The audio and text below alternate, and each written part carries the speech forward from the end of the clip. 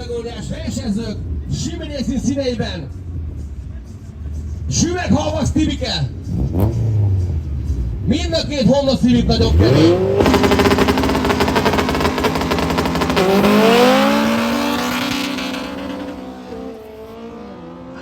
És a gulváni fiatalember kicsit beleladt.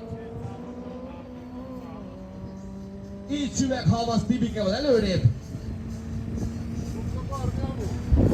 13-0 az idő, magát aki